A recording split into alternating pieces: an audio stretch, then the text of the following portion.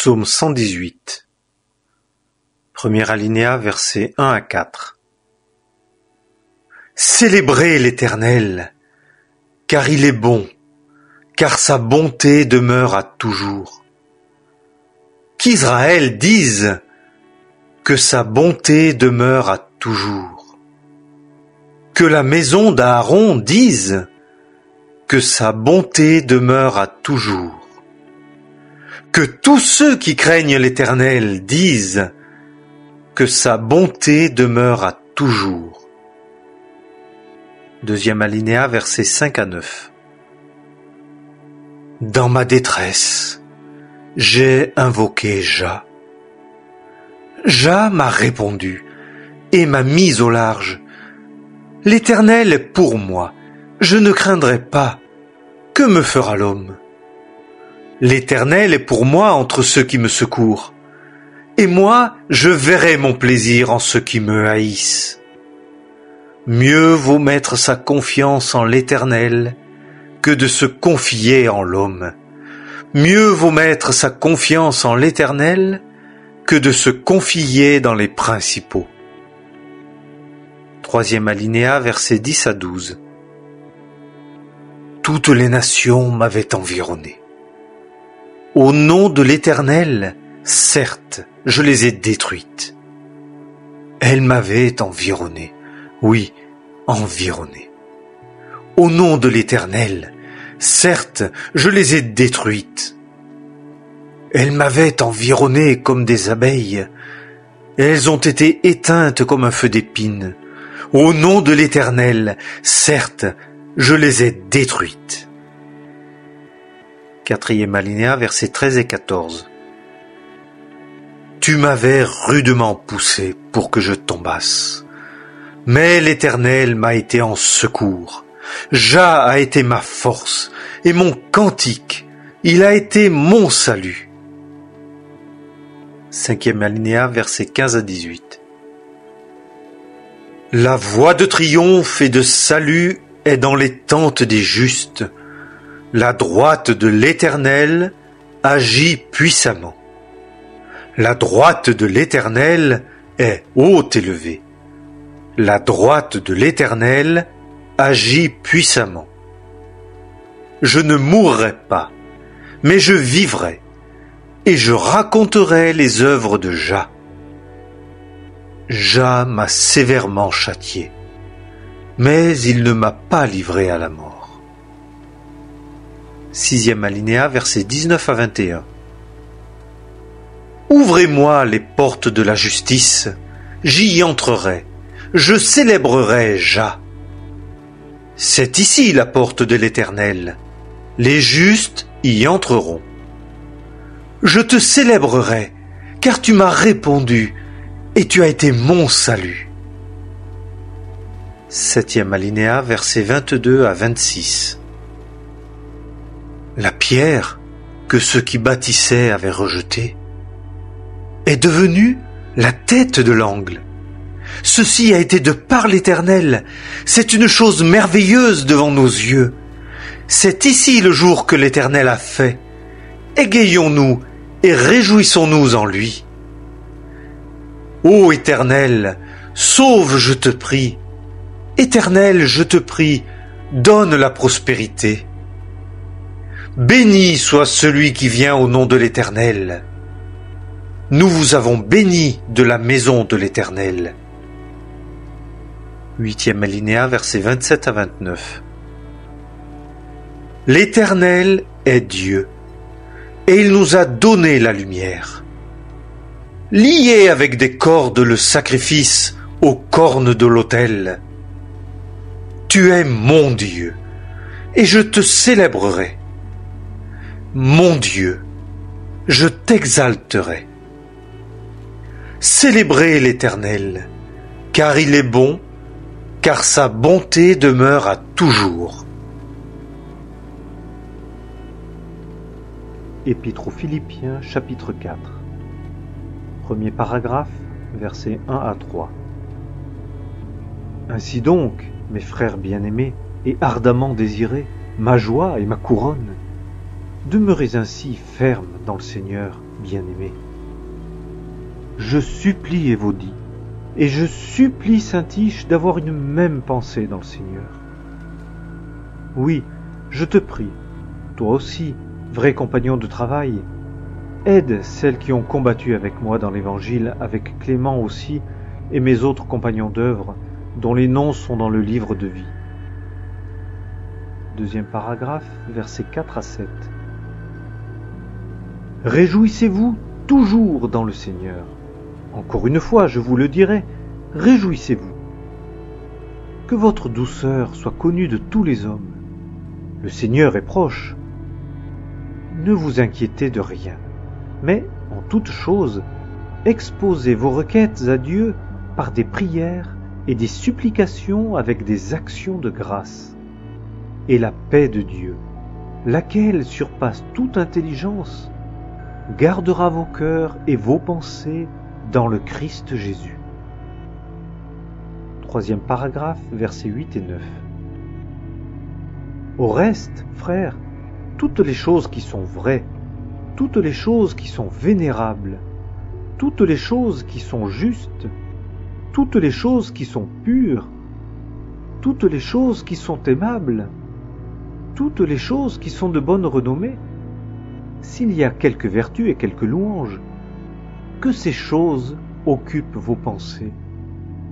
Ce que vous avez et appris, et reçu, et entendu, et vu en moi. Faites ces choses, et le Dieu de paix sera avec vous. Quatrième paragraphe, versets 10 à 14. Or, je me suis grandement réjoui dans le Seigneur de ce que maintenant, enfin, vous avez fait revivre votre pensée pour moi, quoique vous y ayez bien aussi pensé, mais l'occasion vous manquait. Non que je parle ayant égard à des privations, car moi j'ai appris à être content en moi-même dans les circonstances où je me trouve. Je sais être abaissé, je sais aussi être dans l'abondance. En toutes choses et à tous égards, je suis enseigné aussi bien à être rassasié qu'à avoir faim, aussi bien à être dans l'abondance qu'à être dans les privations. Je puis toutes choses en celui qui me fortifie. Néanmoins, vous avez bien fait de prendre part à mon affliction. Cinquième paragraphe, versets 15 à 20.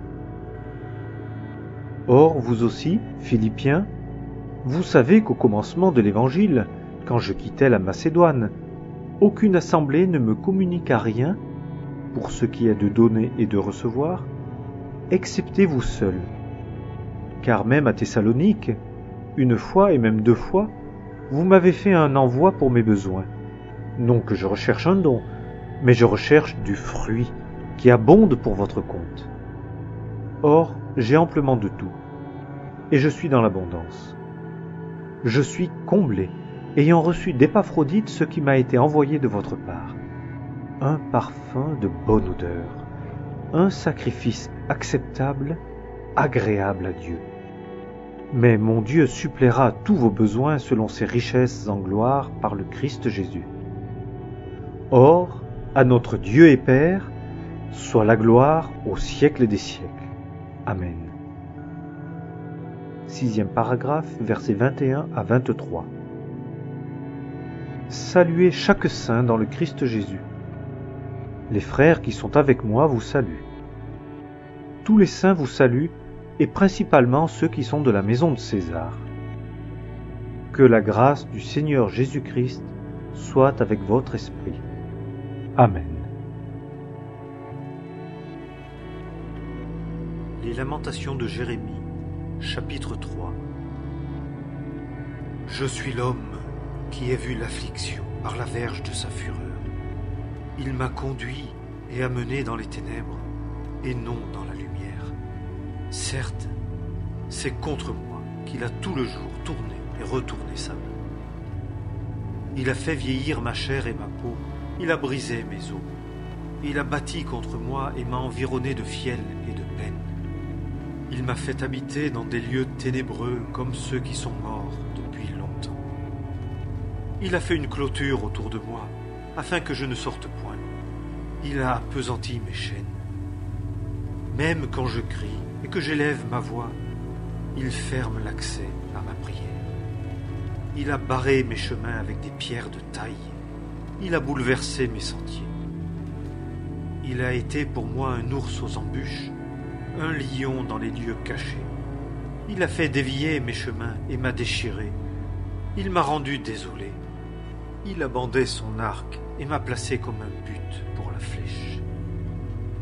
Il a fait entrer dans mes reins les flèches de son carquois. Je suis la risée de tout mon peuple, leur chanson tout le jour. Il m'a rassasié d'amertume, il m'a abreuvé d'absinthe. Il m'a brisé les dents avec du gravier, il m'a couvert de cendres. Et tu as rejeté mon âme loin de la paix. J'ai oublié le bonheur, et j'ai dit, ma confiance est périe, et mon espérance en l'Éternel. Souviens-toi de mon affliction et de mon bannissement, de l'absinthe et du fiel. Mon âme s'en souvient sans cesse, et elle est abattue au-dedans de moi. Je rappelle ceci à mon cœur, et c'est pourquoi j'ai espérance. Ce sont les bontés de l'Éternel que nous ne sommes pas consumés, car ses compassions ne cessent pas. Elles sont nouvelles chaque matin. Grande est ta fidélité. L'Éternel est ma portion, dit mon âme. C'est pourquoi j'espérerai en lui. L'Éternel est bon pour ceux qui s'attendent à lui, pour l'âme qui le cherche. C'est une chose bonne qu'on attende, et dans le silence, le salut de l'Éternel. Il est bon à l'homme de porter le joug dans sa jeunesse. Il est assis solitaire et se tait, parce qu'il l'a pris sur lui. Il met sa bouche dans la poussière. Peut-être y aura-t-il quelque espoir. Il présente la joue à celui qui le frappe. Il est rassasié d'opprobre. Car le Seigneur ne rejette pas pour toujours, mais s'il afflige, il a aussi compassion selon la grandeur de ses bontés, car ce n'est pas volontiers qu'il afflige et contriste les fils des hommes. Qu'on écrase sous les pieds tous les prisonniers de la terre, qu'on fasse fléchir le droit d'un homme devant la face du Très-Haut, qu'on fasse tort à un homme dans sa cause, le Seigneur ne le voit-il point? Qui est-ce qui dit une chose et elle arrive, quand le Seigneur ne l'a point commandé? N'est-ce pas de la bouche du Très-Haut que viennent les maux et les biens? Pourquoi un homme vivant se plaindrait-il, un homme, à cause de la peine de ses péchés? Recherchons nos voies, et scrutons-les, et retournons jusqu'à l'Éternel. Élevons nos cœurs avec nos mains vers Dieu dans les cieux. Nous avons désobéi, et nous avons été rebelles. Tu n'as pas pardonné. Tu t'es enveloppé de colère, et tu nous as poursuivis. Tu as tué, tu n'as point épargné. Tu t'es enveloppé d'un nuage de manière à ce que la prière ne passât point. Tu nous as fait la balayure et le rebut au milieu des peuples. Tous nos ennemis ont ouvert la bouche sur nous. La frayeur et la fosse sont venues sur nous, la destruction et la ruine. Des ruisseaux d'eau coulent de mes yeux, à cause de la ruine de la fille de mon peuple. Mon œil se fond en eau, il ne cesse pas, et n'a point de relâche, jusqu'à ce que l'Éternel regarde et voie des cieux. Mon œil afflige mon âme à cause de toutes les filles de ma ville. Ceux qui sont mes ennemis sans cause m'ont donné la chasse comme à l'oiseau. Ils m'ont ôté la vie dans une fosse et ont jeté des pierres sur moi. Les eaux ont coulé par-dessus ma tête. J'ai dit, je suis retranché. J'ai invoqué ton nom, ô Éternel, de la fosse des abîmes. Tu as entendu ma voix. Ne cache point ton oreille à mon soupir, à mon cri. Tu t'es approché au jour que je t'ai invoqué. Tu as dit, ne crains pas. Seigneur, tu as pris en main la cause de mon âme, tu as racheté ma vie.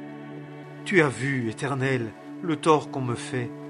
juge ma cause.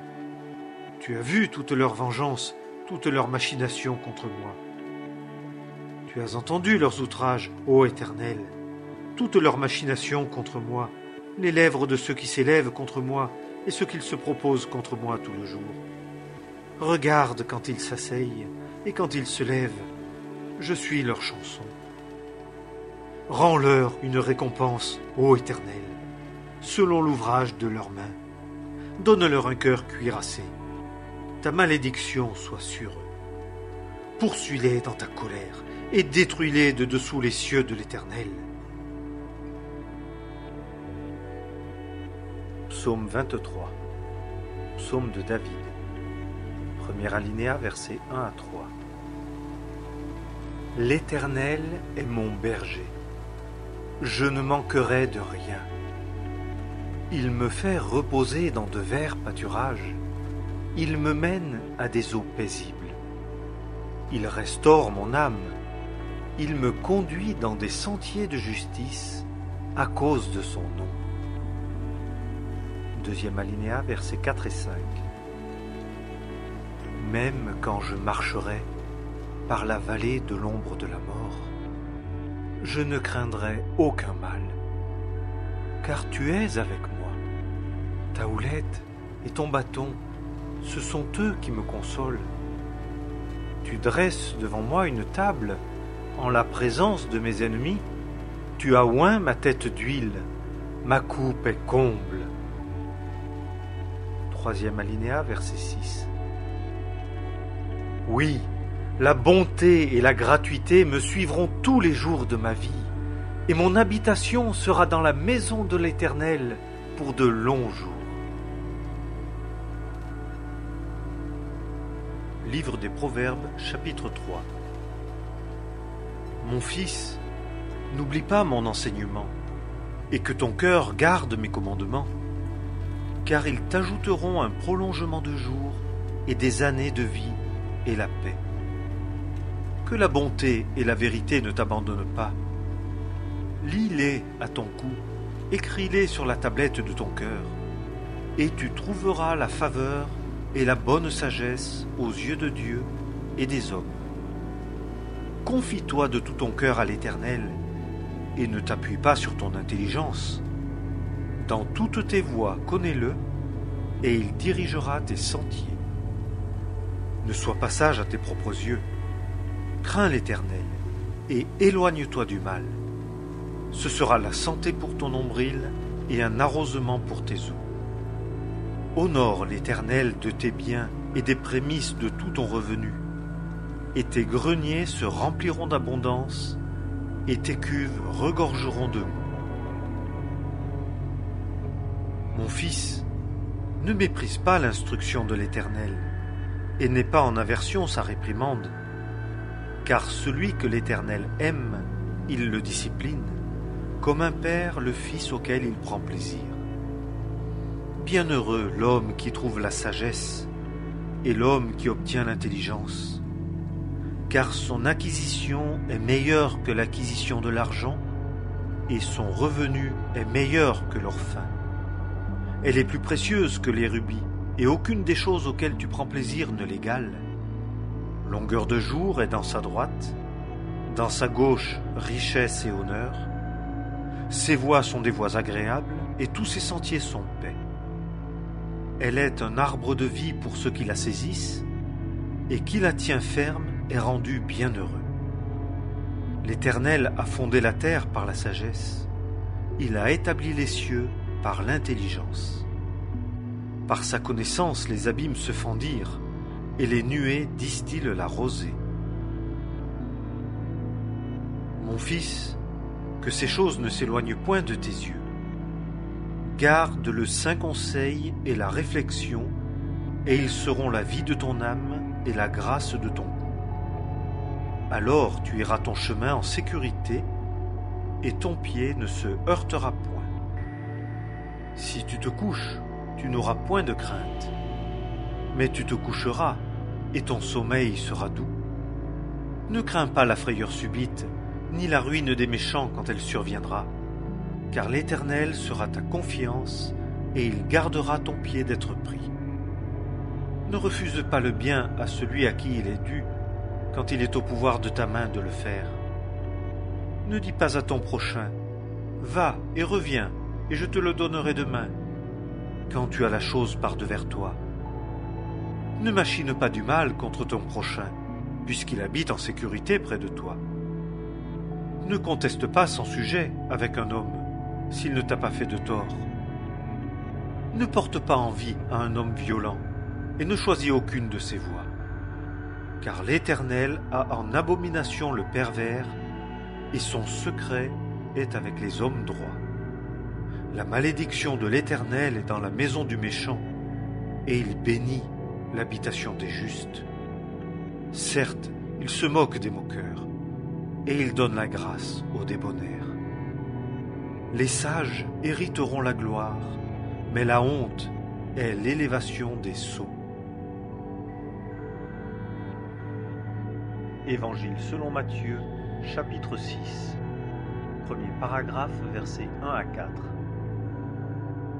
Prenez garde de ne pas faire votre aumône devant les hommes, pour être vus par eux. Autrement, vous n'avez pas de récompense auprès de votre Père qui est dans les cieux. Quand donc tu fais l'aumône, ne fais pas sonner la trompette devant toi, comme font les hypocrites dans les synagogues et dans les rues, pour être glorifiés par les hommes. En vérité, je vous dis, ils ont déjà leur récompense. Mais toi, quand tu fais l'aumône, que ta main gauche ne sache pas ce que fait ta main droite, en sorte que ton aumône soit faite dans le secret. Et ton Père, qui voit dans le secret, te récompensera. Deuxième paragraphe, versets 5 à 15. Et quand tu pries, ne sois pas comme les hypocrites, car ils aiment à prier en se tenant debout dans les synagogues et au coin des rues, en sorte qu'ils soient vus des hommes. En vérité, je vous dis, ils ont déjà leur récompense. Mais toi, quand tu pries, entre dans ta chambre, et, ayant fermé ta porte, prie ton Père qui demeure dans le secret. Et ton Père qui voit dans le secret te récompensera. Et quand vous priez, n'usez pas de vaines redites, comme ceux des nations, car ils s'imaginent qu'ils seront exaucés en parlant beaucoup. Ne leur ressemblez donc pas, car votre Père sait de quoi vous avez besoin avant que vous le lui demandiez. Vous donc, priez ainsi. Notre Père qui est dans les cieux, que ton nom soit sanctifié, que ton règne vienne, que ta volonté soit faite, comme dans le ciel, aussi sur la terre. Donne-nous aujourd'hui le pain qu'il nous faut, et remets-nous nos dettes, comme nous aussi nous remettons à nos débiteurs. Et ne nous induis pas en tentation, mais délivre-nous du mal. Car si vous pardonnez aux hommes leurs fautes, votre Père céleste vous pardonnera aussi à vous. Mais si vous ne pardonnez pas aux hommes leurs fautes, votre Père ne pardonnera pas non plus vos fautes. Troisième paragraphe, versets 16 à 18. Et quand vous jeûnez, ne prenez pas, comme les hypocrites, un air morne, car ils donnent à leur visage un air défait, en sorte qu'ils paraissent aux hommes qu'ils jeûnent. En vérité, je vous dis, ils ont déjà leur récompense. Mais toi, quand tu jeûnes, oins ta tête et lave ton visage, en sorte qu'il ne paraisse pas aux hommes que tu jeûnes, mais à ton Père qui demeure dans le secret. Et ton Père qui voit dans le secret te récompensera. Quatrième paragraphe, versets 19 à 21. Ne vous amassez pas des trésors sur la terre, où la teigne et la rouille gâtent, et où les voleurs percent et dérobent. Mais amassez-vous des trésors dans le ciel, où ni la teigne ni la rouille ne gâtent, et où les voleurs ne percent ni ne dérobent. Car là où est ton trésor, là sera aussi ton cœur. Cinquième paragraphe, versets 22 et 23. La lampe du corps, c'est l'œil. Si donc ton œil est simple, ton corps tout entier sera plein de lumière. Mais si ton œil est méchant, ton corps tout entier sera ténébreux. Si donc la lumière qui est en toi est ténèbre, combien seront grandes les ténèbres? 6e paragraphe, versets 24 à 34.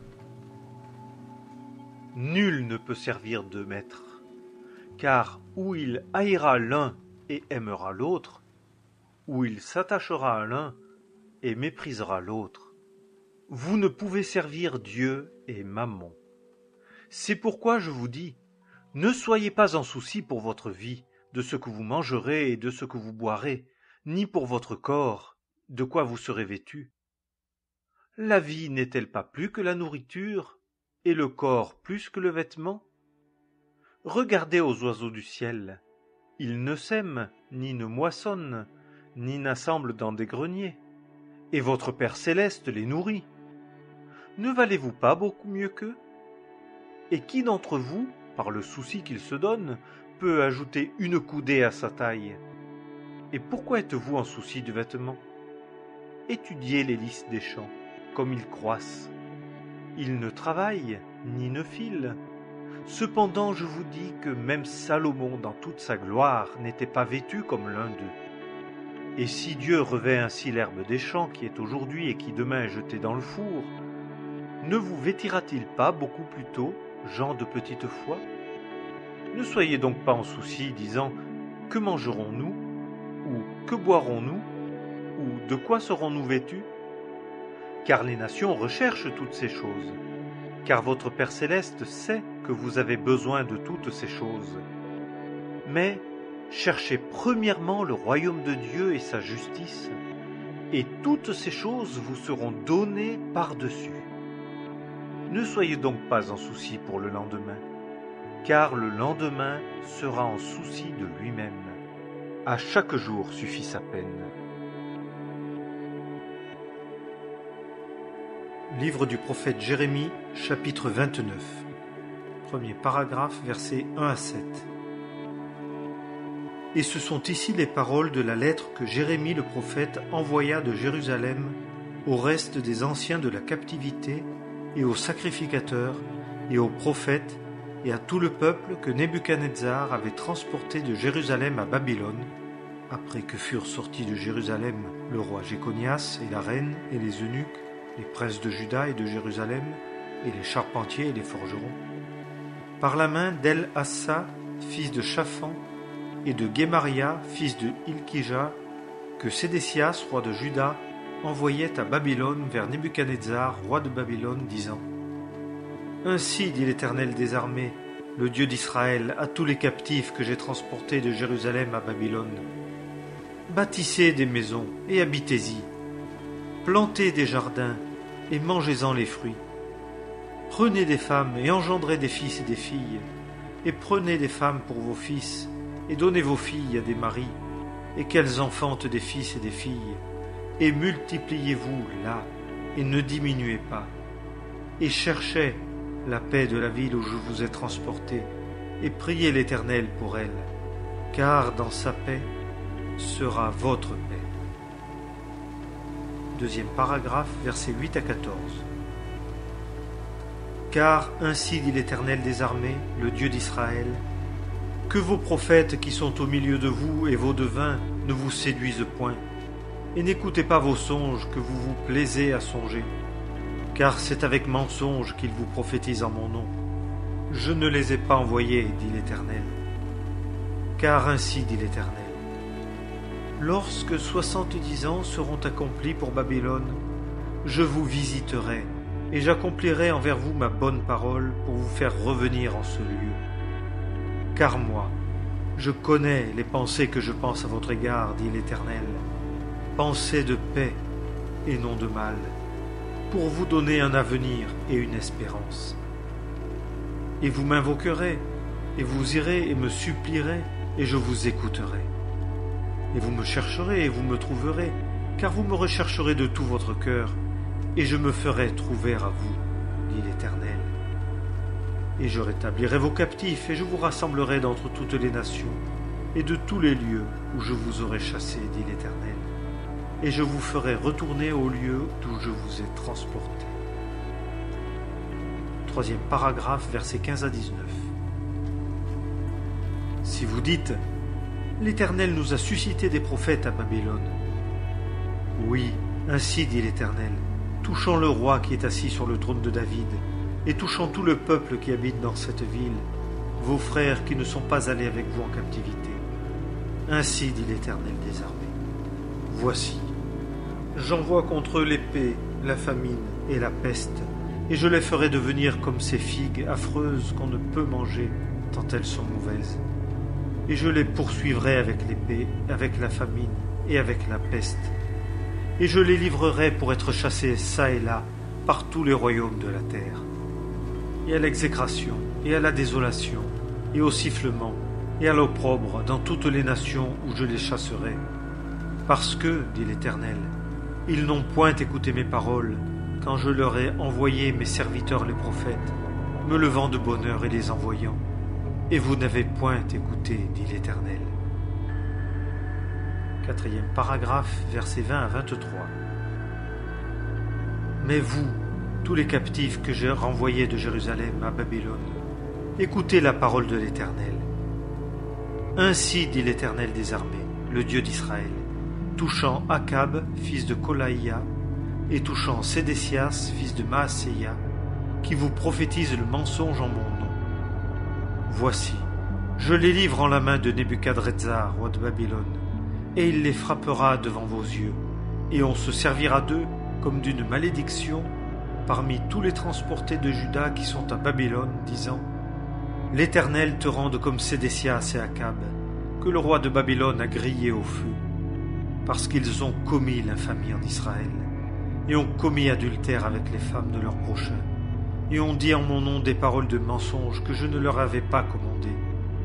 Et moi, je le sais, et j'en suis témoin, dit l'Éternel. » Cinquième paragraphe, versets 24 à 32. Et parle à Shemaïa, le Nékélamite, disant « Ainsi parle l'Éternel des armées, le Dieu d'Israël, disant « Parce que tu as envoyé en ton nom des lettres à tout le peuple qui est à Jérusalem, et à Sophonie, fils de Maaséia, le sacrificateur, et à tous les sacrificateurs, disant « L'Éternel t'a établi sacrificateur à la place de Jéhoïada, le sacrificateur, pour qu'il y ait des intendants dans la maison de l'Éternel, pour tout homme qui fait l'inspiré et qui prophétise, afin que tu le mettes au bloc et au carcan. Et maintenant, pourquoi n'as-tu pas repris Jérémie, l'Anathotite, qui vous prophétise? Parce qu'il a envoyé vers nous à Babylone, disant « Ce sera long, bâtissez des maisons et habitez-y, plantez des jardins et mangez-en les fruits. » Et Sophonie, le sacrificateur, lut cette lettre aux oreilles de Jérémie le prophète. Et la parole de l'Éternel vint à Jérémie, disant « Mande à tous ceux de la transportation, disant « Ainsi dit l'Éternel, touchant Shemaïa, le Nékélamite. Parce que Shemaïa vous a prophétisé, et que moi je ne l'ai pas envoyé, et qu'il vous a fait vous confier au mensonge, à cause de cela, ainsi dit l'Éternel. Voici, je punirai Shemaïa, le Nékélamite, et sa semence. Il n'aura pas un homme qui habite parmi ce peuple, et il ne verra point le bien que je fais à mon peuple, car il a parlé de révolte contre l'Éternel. Seconde épître à Timothée, chapitre 1er, premier paragraphe, versets 1 et 2. Paul, apôtre de Jésus-Christ par la volonté de Dieu, selon la promesse de la vie qui est dans le Christ Jésus, à Timothée, mon enfant bien-aimé. Grâce, miséricorde, paix de la part de Dieu le Père et du Christ Jésus notre Seigneur. Deuxième paragraphe, versets 3 à 18.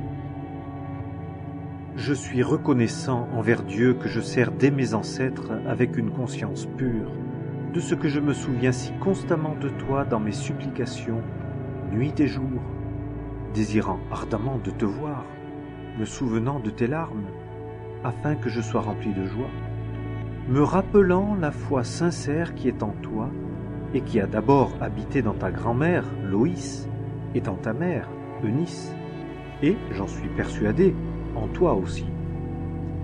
C'est pourquoi je te rappelle de ranimer le don de grâce de Dieu qui est en toi par l'imposition de mes mains. Car Dieu ne nous a pas donné un esprit de crainte, mais de puissance, et d'amour, et de conseil.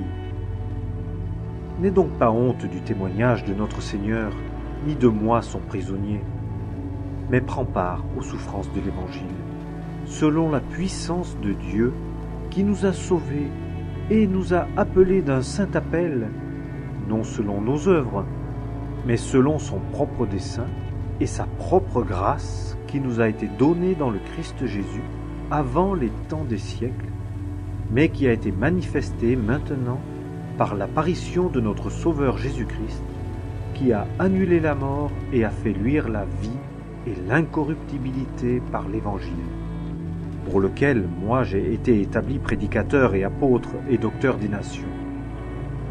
C'est pourquoi aussi je souffre ces choses, mais je n'ai pas de honte, car je sais qui j'ai cru, et je suis persuadé qu'il a la puissance de garder ce que je lui ai confié jusqu'à ce jour-là. Aie un modèle des saines paroles que tu as entendues de moi dans la foi et l'amour qui est dans le Christ Jésus. Garde le bon dépôt par l'Esprit Saint qui habite en nous. Tu sais ceci, que tous ceux qui sont en Asie, du nombre desquels sont Phygèle et Hermogène, se sont détournés de moi.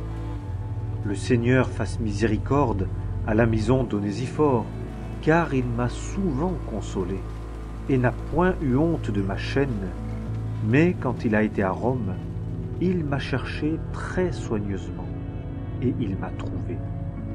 Le Seigneur lui fasse trouver miséricorde de la part du Seigneur dans ce jour-là. Et tu sais mieux que personne combien de services il a rendus dans Éphèse.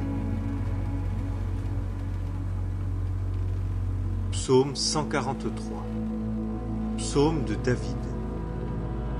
Premier alinéa, versets 1 et 2. Éternel, écoute ma prière. Prête l'oreille à mes supplications. Dans ta fidélité, réponds-moi dans ta justice. Et n'entre pas en jugement avec ton serviteur, car devant toi, nul homme vivant ne sera justifié. Deuxième alinéa, versets 3 à 6. Car l'ennemi poursuit mon âme, il foule ma vie par terre. Il me fait habiter dans des lieux ténébreux, comme ceux qui sont morts depuis longtemps. Et mon esprit est accablé en moi. Mon cœur est désolé au-dedans de moi. Je me souviens des jours d'autrefois, je pense à tous tes actes, je médite les œuvres de tes mains. J'étends mes mains vers toi, mon âme, comme une terre altérée, a soif de toi. C'est là. Troisième alinéa, versets 7 à 12. Éternel, hâte-toi, réponds-moi, mon esprit défaut en moi. Ne me cache pas ta face, autrement je serais semblable à ceux qui descendent dans la fosse. Fais-moi entendre dès le matin ta bonté, car en toi j'ai mis ma confiance. Fais-moi connaître le chemin où j'ai à marcher, car c'est à toi que j'élève mon âme. Éternel, délivre-moi de mes ennemis, c'est vers toi que je me réfugie. Enseigne-moi à faire ce qui te plaît, car tu es mon Dieu. Que ton bon esprit me conduise dans un pays uni. À cause de ton nom, ô Éternel, fais-moi vivre. Dans ta justice, fais sortir mon âme de la détresse. Et dans ta bonté, extermine mes ennemis et détruis tous ceux qui oppriment mon âme, car je suis ton serviteur.